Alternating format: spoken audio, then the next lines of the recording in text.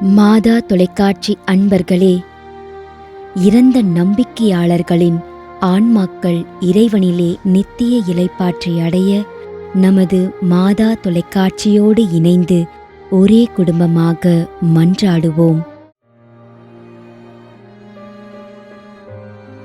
Benjamin,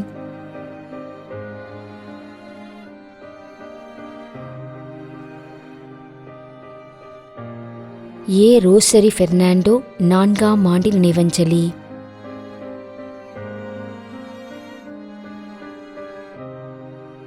திரு ஏ. Martin பால் கந்திக்குப்பம் 7ஆம் ஆண்டு நினைவஞ்சலி.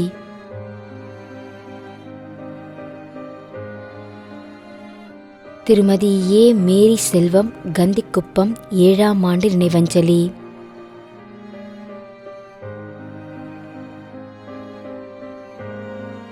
K. Durairaj 1ஆம் ஆண்டு நினைவஞ்சலி.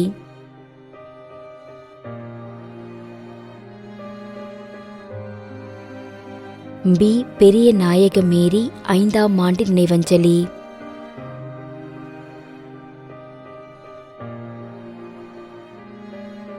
Ramon Victor Chinnalapatti, Dindigul. மேலும் கொரோனா நோயினால் பாதிக்கப்பட்டு இறந்த அனைத்து நம்பிக்கையாளர்களின் ஆன்மாக்களுக்காகவும், யாரும் நினையாத நம்பிக்கையாளர்களின் ஆன்மாக்களுக்காகவும் மன்றாடுவோம். தந்தை, மகன், தூய ஆவியாரின் பெயராலே ஆமென். ஆண்டவருடைய பெயராலே நமக்கு உதவி உண்டு. விண்ணையும் மண்ணையும் படைத்தவர் அவரே. திருவெளிப்பாட்டு நூலிலிருந்து வாசகம். அதிகாரம் 14, இறைவார்த்தை 13. விண்ணகத்திலிருந்து ஒரு குரலை கேட்டேன். இது முதல் ஆண்டவரோடு இணைந்த நிலையில் இறப்போர் பேறு பெற்றோர் என எழுது என்று அது ஒலித்தது.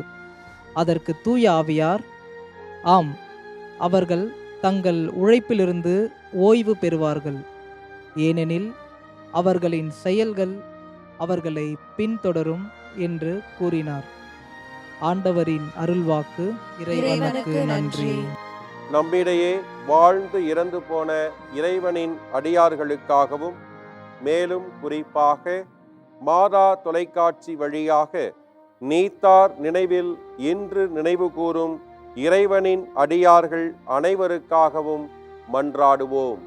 விண்ணுலகில் இருக்கின்ற எங்கள் தந்தையே, உமது பெயர் தூயது என போற்ற பெறுக.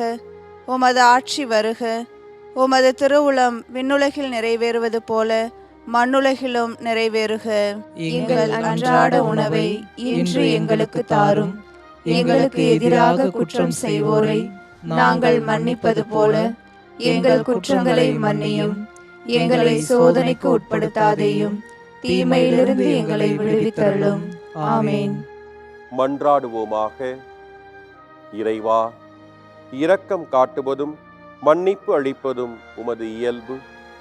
ஆகையால் உமது திருவடிகளுக்கு வந்துள்ள இன்று நாங்கள் நினைவு கூறும் ஆன்மாக்கள் மீது இரக்கம் கொண்டு அவர்களுடைய குடும்பத்தார் மற்றும் மாதா தொலைக்காட்சி குடும்பம் செலுத்தும் ஜெபங்களை ஏற்று அவர்களது குற்றங்களையும் அவற்றிற்குரிய தண்டனையும் மன்னித்து அமைதியையும் முடிவில்லா வாழ்வையும் தந்திடுமாறு எங்கள் ஆண்டவராகிய கிறிஸ்து வழியாக உம்மை மன்றாடுகிறோம்.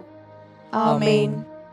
நிலையான இளைப்பாறுதலை ஆண்டவரே இவர்களுக்கு அளித்தருளும். முடிவில்லாத ஒளி இவர்கள் மேல் ஒளிர்வதாக.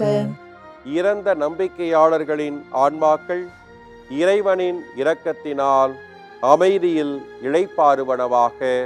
ஆமென்.